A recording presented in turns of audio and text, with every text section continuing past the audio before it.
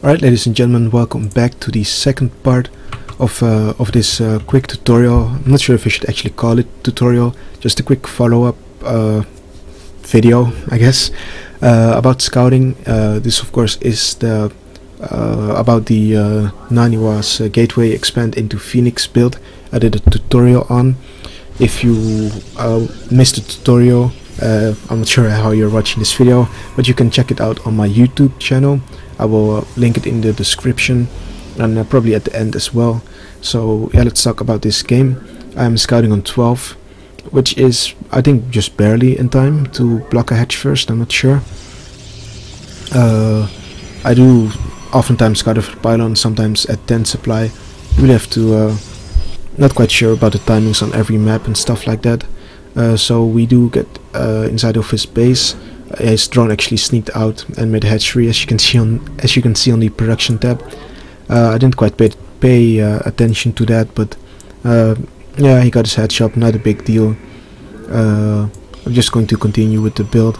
He actually is barely can get my words out. He actually is drone scouting me, so he's not playing too greedy here. He's not going for like a blind hatch first and then hope I didn't go forge fast expand. So we did see, well, I'm already missing things here. Going back in time a little bit. Yep. Alright, so we did see the pool now, no gas yet. And then we do see the gas, so same like previous replay, gas is quite a bit later. Of course he did go for the hatch first, then pool, then gas, so it's quite a late gas. His gas starting at 3 minutes and 30 seconds, well 20 seconds, yeah, about 20 seconds. So his speed will be done at around 6:40, 6:35. So that's a nice timing to, actually it's not later than normally, not sure what I'm saying, but yeah, his speed will be done at around 6:40. It's good timing to have in your head. Of course he is being a little bit annoying with the gas extractor thing. You do see my opponent not taking his third base yet to have my probe and patrol. Overlord does see it, so I'm moving it away, and I'm just continuing with the build normally. So I do kill that gas, getting my nexus up. Zealot and stalker are out and on the move to do some poking, see what my opponent is up to. Second gas, Pylon, very normal build order execution. So stalker gets, excuse me, up here we see 4 links, not quite enough really to deal with this, so he's making some more. Excuse me once again. So right now I know if you're this far inside your opponent's base and like he didn't make enough units before, he's obviously going to make units, else he'll just die. So there's no reason to overcommit. I don't really want to go all the way in to chase these links off, because you never know when circling just might pop off from the eggs of the hatchery. So there's no reason to overcommit. So I'm just going home. My probe is still at the third base, so yeah, I could have done a bit more. Of course there was no spine crawler or like a second queen near, but yeah, safety first, I guess. So I do have the Stargate on the way, sentry as well, and I'm walling this off. Of course you can wall this off completely with 2 pylons in the wall. Not the biggest fan of that wall, because of course you do have 2 pylons to cover in case of bailing bust, and you only have 1 sentry, so that's going to be a bit difficult. But yeah, you can also do this wall. This cannon can be on this side as well, but I'm just putting it here so it can help me shoot down these rocks. Now my probe is still at the third base, and I'm not sure he didn't take a third base yet, so I'm using the probe to scout what he's up to. So we go in here and the first thing we see is creep spread. Not sure, like I'm a Zerg player myself, so when I see this creep I know that there's been a creep tumor laying down. Creep doesn't extend all the way to here, so I know that this one of these queens, probably this queen, threw down a creep tumor, and the other queen is quite high on energy. Like I know that this is not an inject queen, or my opponent is just completely terrible, which he probably is not, because we do see he has a queen here and a queen here.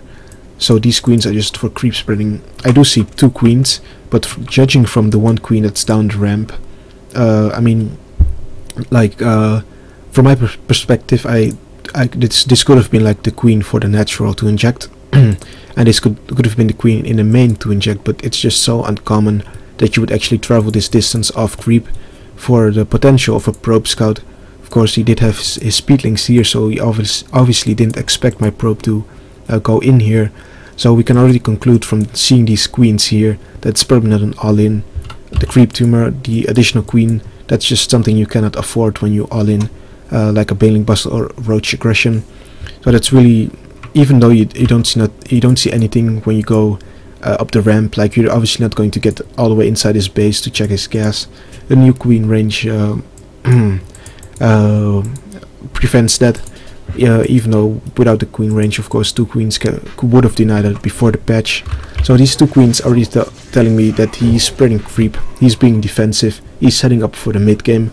So I'm feeling very safe at this point. Of course, at all times you really need to keep an eye on your ramp. You never know what might happen. You can't completely rely on information like this, so you have to still be careful. I have my sentry down the ramp, killing the rocks, but I'm ready to force foot at any time. My Phoenix are on the way now. I'm going to speed this up a bit, taking more gas. Still working on these rocks. Opponent didn't scout quite yet. And of course, by killing the rocks, I'm trying to expand this game, of course, not going for an all-in. So the Phoenix are on the move. Of course, I want to check for the 3rd base as well. We could be dealing with some sort of 2-base Mira, 2-base Infestor, 2-base Hydra. So I barely do not get the drone, but as you can see, the hatch is misplaced, and like the gentleman that I am notifying my opponent of that. Definitely not trying to make him cancel it so I can pick it off. But yeah, so going on to the natural, with the queens, of course, it's very they help, of course, defending against these Phoenix. Gotta be careful with that one. So we get inside, we don't see any units, but now we do. That's quite some roaches, and we did see the stream of about 6-7 roaches, and those were only from the natural, from the main, excuse me. So there might have been some more from the natural, which is true, which you can see here. So we're dealing with about 10 to 12 roaches, and of course we do not have any units ourselves. My additional gateways are finishing up, and now we confirm with the Phoenix that there is, of course, a roach attack on my way. Lift up a Phoenix and cancel my turret. Like, that's just a really safe decision to make. If your opponent is attacking, you go in with the Phoenix. You see he's making a lot of units. Just cancel your nexus. It's not a big deal. Just wait for your warp gates to finish and make some army, and then go again. Only delays your nexus by a little bit, and this is something I talked about in the initial tutorial as well. You can actually make a void ray to help defend your third base. Of course, my robotics is a bit late this game, so I didn't have any production to make immortals. So I am getting the void ray, as you can see over here, just placing it in this area, and it will just help me defend against any roach aggression. So I'm doing some more harassment. I see some more drones being rallied, so he's not going for some mega all-in. Quite a bit too ambitious with the Phoenix. Can't quite kill these queens. So we do see that the roaches are on the move again with the Phoenix. If you didn't catch it, they did walk out. But we have the void ray now, and as you can see, he's moving out, sees the void ray, and he knows that he either has to commit attack with these roaches and lose them all, or win the game, or he's just either win the game or lose all his roaches if he continues with the attack. So he decides to move back, which is a smart decision. My army is quite big at this point. Would be easy to deal with his poke. Now I want to talk a bit about these cannons over here. Some people prefer making their cannons at the natural, like placed towards the natural, to have as few surface area as possible. I prefer, especially on this map, to keep mine a bit in the front to deal with burrow things like burrowed infestor. Not sure if you're familiar with particular players that like to chuck infestors all around the map. Now these cannons here help detect and also defend around this area here, and it's extremely helpful if you're trying to kill these rocks and then take this base. Of course, we're not going for this base. It's way too vulnerable and you're way too spread out. So yeah, that's why I'm placing these cannons here. It's really like if you're being attacked with roachling or roach infestor or whatever, it's a bit it's probably not the best idea to do, but I'm really just getting my defenses a bit, covering more areas. So as you can see, I have my cannons up, my army at my third base, and I can actually now take the void ray and take it with my phoenix and do more harassment. Of course, if you're Protoss and you like Stargate openings, you know that phoenix become a lot more stronger with the void ray in it, just because of the DPS. You can kill more queens faster, you can kill roaches faster. So yeah, it's a nice addition. Of course, you can't quite kill a spore crawler, so you have to be careful with that still. And yeah, it's really something you can do. The void ray doesn't always have to be defensive. So speeding a bit through this game, getting my immortals and then my colossus, very straightforward. My phoenix and void ray didn't do that much damage. It could have done a lot more this game. I slacked a bit on that, but you get the idea of what you can do. Actually, I should have made some observer to kill his creep. My opponent doing quite a good job spreading that creep, and now I can just kill some queens with the void ray phoenix and just see what he's making. We do see a lot of roachling. We can try to pick some off, but yeah, a lot of infestors spawned. Quite unfortunate for me, of course. Do end up losing everything, but before everything dies, I want to note these infestors just used all their energy. That's like 8 infestors used all the energy to kill. Actually, it's a 9th infestor over here that is out of energy. Just pretty much all of his infestors, but one, it seems like. No, never mind. All his infestors lost his energy. So what can we do with that? We can expand. He cannot attack me right now because his infestors have to recharge their energy. It's as simple as that. So we do get up our 4th base quite easily. Did have to sacrifice my air squad for that.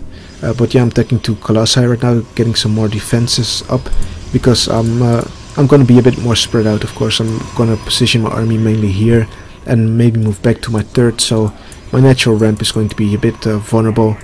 So I'm getting some more defenses in that area. You have colossus on the way, of course. Infested turns are really good, and you really want to have area of effect against that. You also can get some High Templar, of course, but Colossus very easy unit to manage. I did cut off part of his army. His flank wasn't that good, so I killed one part of his army, and then the second part comes in. It's kind of what is going to win me this engagement. Of course, as you can see, not a lot of infested turns. That's not a lot. I don't even have any area of effect, but I'm easily able to deal with these infested turns, and that's of course because of the energy they used to kill my air army. Else this would have been a lot more infested turns. I mean, imagine 10 more infestors. That's just so much more energy. So I do hold off that attack, moving out a bit to pressure.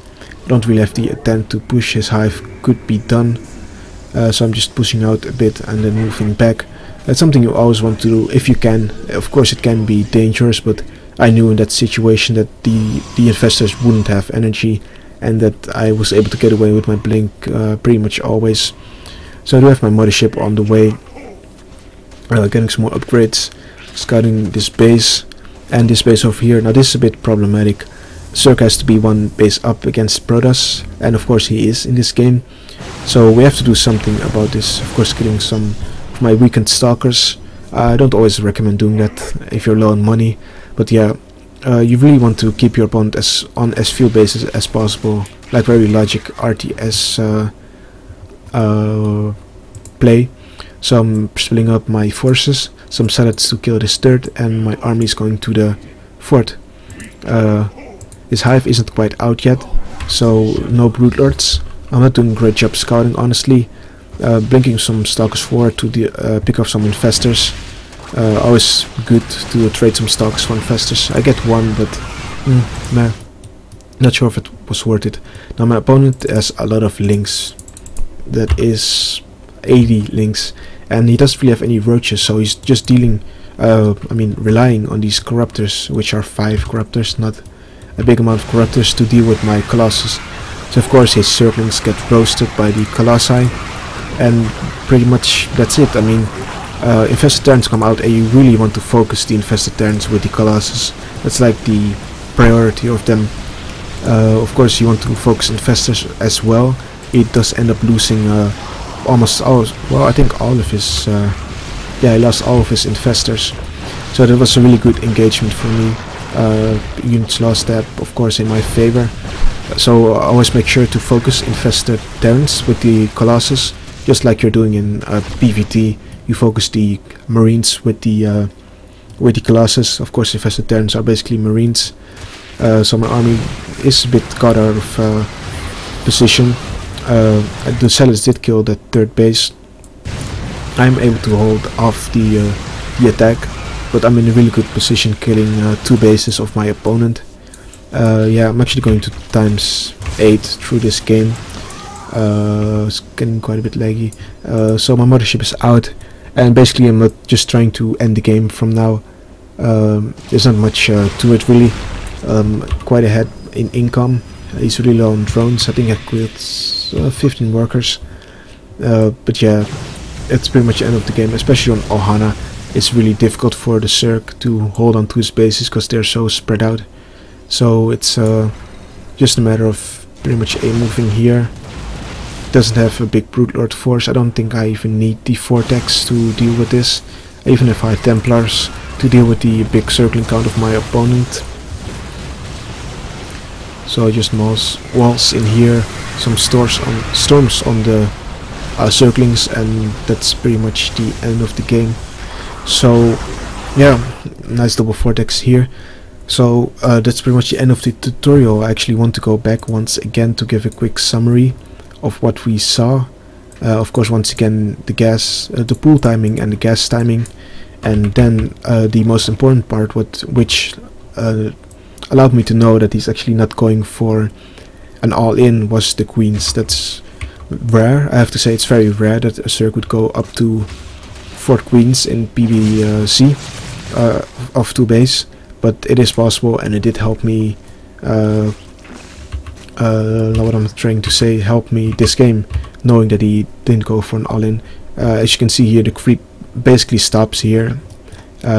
Maybe it goes a little bit further, but yeah, with the creep tumor it extends a bit, and I saw that with the probe.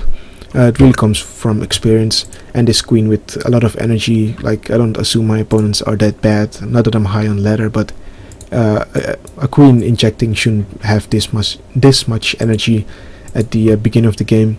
So I did see those queens, and I knew it wasn't an all-in that he was trying to do. So yeah, this was the tutorial for now. Like I said before, I will be making more tutorials in the future. I have my new video card, have my new mic, so stay tuned to that. Make sure to subscribe. If you didn't catch the previous video and you ended up watching this video first, there's a link to the initial tutorial, excuse me. Yeah, so stay tuned, subscribe, like if you want, you can share it if you have some Protoss friends that are looking for a good Protoss build against Zerg, and see you guys next time.